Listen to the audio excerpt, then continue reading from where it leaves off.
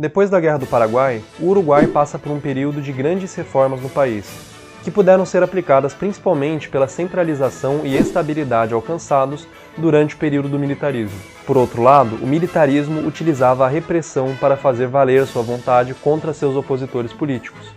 O civilismo, por sua vez, não se utilizava da repressão institucional como foi o caso do militarismo, mas, em contrapartida, a falta de estabilidade ocasionada por revoltas e disputas tornou seus governos menos efetivos. Após o enfraquecimento dos blancos com a Paz de Aceguá, o presidente José Batlle y Ordóñez poderia tomar o melhor dos dois períodos anteriores, mas sem o que cada um tinha de pior. Batlle conseguiria finalmente a estabilidade política necessária para aplicar inúmeras reformas no país, mas sem precisar do derramamento de sangue institucionalizado para conseguir alcançar esse objetivo.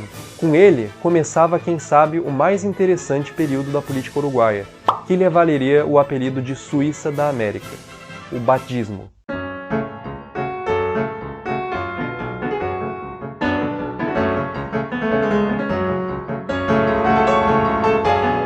José Batlle y Ordóñez era da linha dos chamados Colorados Populares, opositores internos dos Colorados coletivistas do Partido Colorado. Entretanto, essas duas divisões se tornariam mais e mais fracas durante os governos que se seguiriam. A figura mais influente durante o batismo foi Batlle y Ordóñez. Ainda que ele tenha sido presidente apenas 2 vezes durante todos os 30 anos do batismo, de 1903 a 1933, existia uma grande concordância na linha dos governantes da época, sendo quase todos os presidentes, em grau maior ou menor, seguidores de Batlle. O batismo representou um rompimento com a política da influência diretriz que os colorados coletivistas aplicaram em seus governos durante o civilismo, em que o governo poderia adotar um candidato oficial e apoiá-lo. A influência diretriz forçava a perpetuação política, e curiosamente ela conseguiu garantir essa perpetuação por muito menos tempo durante o civilismo do que Batlle conseguiu, a seu modo, se perpetuar sem utilizar nenhum mecanismo desse tipo. Na verdade, um mecanismo de perpetuação não faria sentido com o restante das ideias defendidas por Batlle e de seus aliados. O batismo foi uma corrente fortemente pautada no liberalismo político e na social-democracia. Houve um grande alinhamento ideológico e político aos Estados Unidos dentro disso, que serviam de modelo para as democracias dos países latino-americanos. Ainda assim, o Uruguai esteve longe de ser uma cópia da democracia estadunidense, como muitos países latino-americanos buscaram fazer. A linha ideológica adotada era de defesa do estatismo econômico e promoção de legislações sociais e trabalhistas. O objetivo final de Batlle era uma sociedade de classes médias em que os ricos fossem menos ricos e os pobres fossem menos pobres, o que foi, em alguma medida, realmente alcançado pelos governos do período. Batlle, desde o início, não era favorável a um executivo forte. Em 1918 é promulgada uma nova Constituição uruguaia, substituindo a antiga Constituição de 1830. Batlle tinha a mesma preocupação que muitos dos pais fundadores dos Estados Unidos, quando deram início à democracia naquele país, tinham. O que podemos fazer para impedir que algum governante extrapole seus poderes e se torne um ditador? Mas muito diferente dos pais fundadores americanos, Batlle propunha um colegiado, um executivo coletivo. Não haveria uma única cabeça que seria eleita para governar o país na função de presidente, mas sim um colegiado. Batlle recebeu oposição de blancos e de seu próprio partido com essa proposta, e na Constituição de 1918 é alcançado um meio termo. O executivo central seria bicéfalo, teria 2 cabeças. De um lado, o presidente, por meio dos ministros que escolhesse, seria responsável pelas relações exteriores, pela segurança nacional e pela defesa. Do outro lado, o Consejo Nacional de Administración, ou colegiado, desempenharia outras funções executivas. O colegiado, por sua vez, deveria ser composto por 6 membros do partido majoritário, o Colorado, e 3 membros do partido minoritário, o branco, o que garantiria alguma representatividade aos brancos também. Junto com a divisão do Poder Executivo Central, foi concedida maior autonomia aos municípios, num processo de maior descentralização administrativa. Havendo 3 poderes, o Executivo, o Legislativo e o Judiciário, foi garantida a independência entre eles.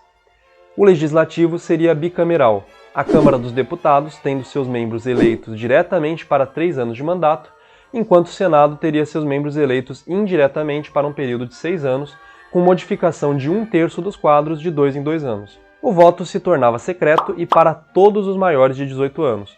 A Igreja e o Estado se mostravam mais independentes, aprofundando a laicização que já havia tido seu pontapé inicial durante o militarismo.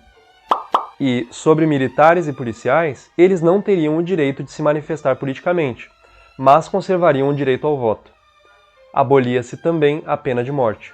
Os presidentes que se seguiram ao primeiro governo de Badie implementaram uma grande variedade de políticas badistas: incentivo à indústria, criação de obras públicas, leis trabalhistas, com as jornadas de trabalho proibidas até os 12 anos e reduzidas dos 12 aos 18 anos, licença maternidade, jornada de trabalho de 8 horas diárias, exigência de ao menos um dia de descanso, previdência social a partir dos 65 anos e direito a indenizações por acidente e demissão, leis favoráveis às mulheres, permitindo divórcio por decisão feminina e garantindo o direito de entrar em universidades por parte de mulheres, criação de órgãos estatais como bancos e empresas ferroviárias, ensino de segundo grau gratuito, expandindo a reforma vareliana do militarismo, que tratava no ensino básico, entre muitas outras. Apesar de, no seu conjunto, ter havido uma estabilidade política nunca antes vista durante a era de Badie, algumas desavenças políticas existiram. As inúmeras reformas aplicadas tiveram uma desaceleração a partir do governo de Feliciano Vieira,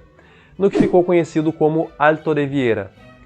Alguns anos depois, em 1921, já fora da presidência, Vieira romperia com Badie, dando início ao vieirismo no Partido Colorado.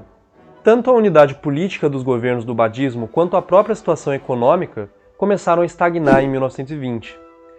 Ainda que a situação política fosse se tornando mais tensa nessa década, a situação ainda era razoavelmente confortável para os badistas. Na economia, a pecuária, da qual dependia fortemente o Uruguai enquanto país, havia empacado em sua produtividade. Como os preços internacionais do gado se mantiveram altos na década de 1920, um problema estrutural na economia uruguaia só viria a ser evidenciado anos depois. Em 1929, o Uruguai já se mostrava muito mais dividido do que nos anos dourados do badismo.